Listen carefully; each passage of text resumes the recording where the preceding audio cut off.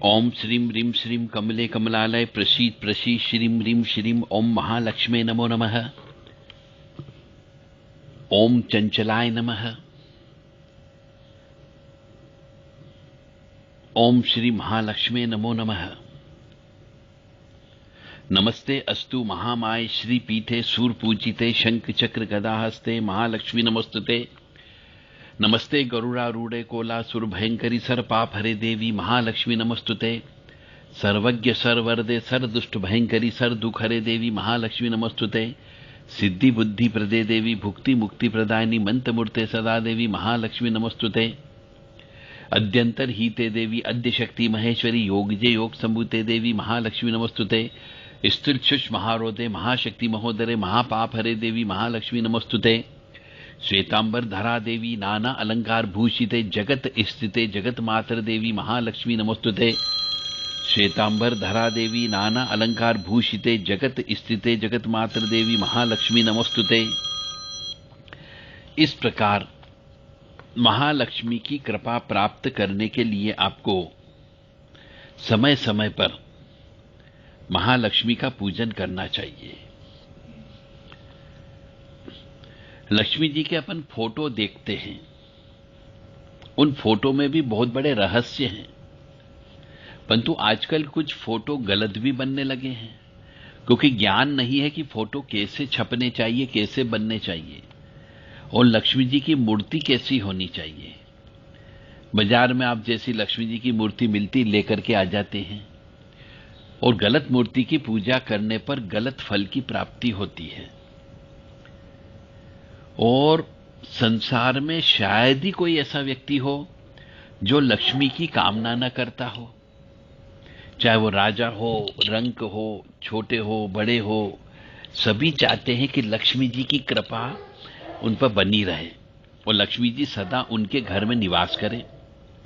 तो लक्ष्मी जी घर में निवास करे, इसके लिए अपने घर में रहने वाली जो लक्ष्मी होती है, स्त्री, चाहे वो पत्नी हो, चाहे वो मां हो, चाहे वो बेटी हो, चाहे बहू हो, उसको प्रसन्न करके रखना पड़ता है। तो घर के अंदर लक्ष्मी जी का वास होता है।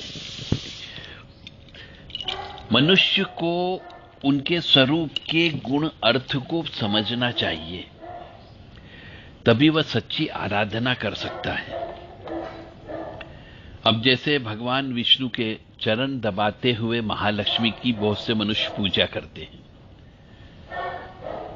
तो महालक्ष्मी का जो चित्र या फोटो या मूर्ति हम देखते हैं और पूजा भी करते हैं, उसमें वे क्षीर सागर में शेष शैया पर विराजमान भगवान विष्णु के चरण दबाती हुई दिखती है हमें।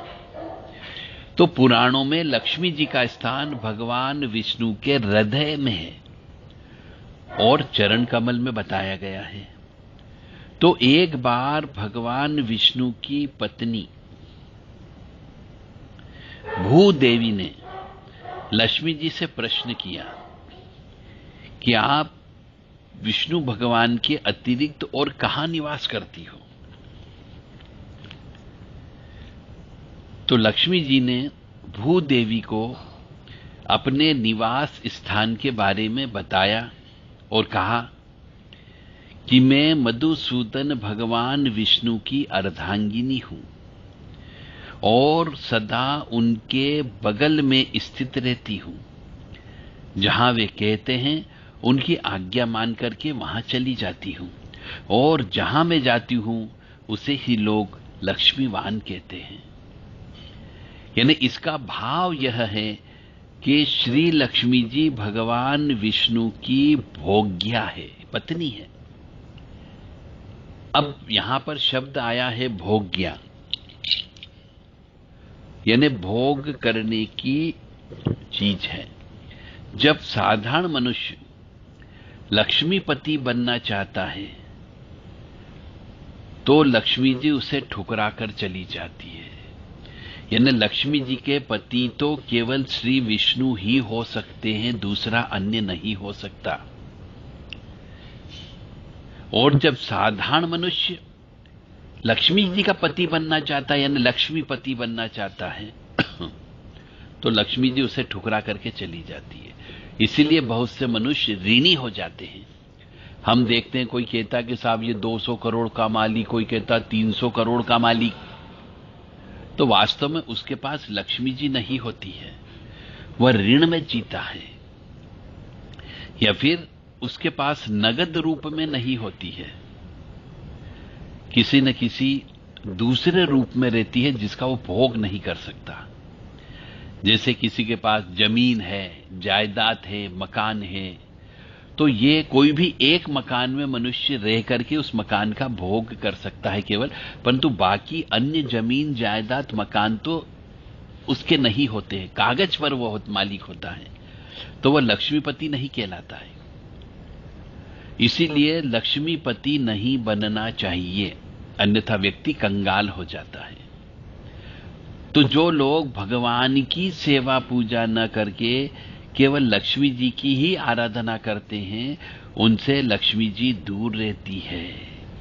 इसलिए केवल लक्ष्मी जी की ही आराधना नहीं करनी चाहिए। भगवान के चरणों का आश्रय लेने पर ही लक्ष्मी अपनी कृपा बरसाती है और उसी घर में निवास करती है जहां भगवान नारायण, विष्णु, श्री कृष्ण आदि की सेवा होती है, शंख की ध्वनि होती है। ऐसे लोगों के यहां मां लक्ष्मी अपने पति भगवान विष्णु के वाहन पर, गरुड़ पर सवार होकर के आती है। यानी आपको ऐसी लक्ष्मी जी की पूजा करना है जिसमें श्री लक्ष्मी जी भगवान विष्णु के साथ में गरुड़ के ऊपर आसीन हो, ऐसी लक्ष्मी जी की मूर्ति या फोटो की पूजन अर्चन करना चाहिए। गरुड़ जो है वो मंगलकारी है, सौभाग्यदायक है और सब प्रकार के शुभ लक्षणों से युक्त माने जाते हैं। इसलिए घर के अंदर ऐसी लक्ष्मी जी की पूजा करनी चाहिए जो श्री हरि विष्णु के साथ में गरुड़ के वाहन पर आसीन होकर के उड़ते हुए आपके घर में आ रही है। ऐसे मूर्ति या फोटो की पूजा करना चाहिए। जय माता दी, जय मां कामाख्या। उल्लू पर सवार लक्ष्मी जी की पूजा करें या न करें, लक्ष्मी जी और कमल का क्या संबंध है, कमल के आसन पर बैठी हुई लक्ष्मी जी की पूजा करने से क्या फल मिलता है, कमल हाथ में लिए हुए लक्ष्मी जी क्यों रहती है, 4 हाथियों द्वारा लक्ष्मी जी का अभिषेक करते हुए मूर्ति की फोटो की पूजा करने से क्या लाभ होता है या हानि होती है। इस प्रकार लक्ष्मी जी के जो अलग अलग चित्र हैं उन सब का अलग अलग वर्णन है। जय माता दी, जय मां कामाख्या।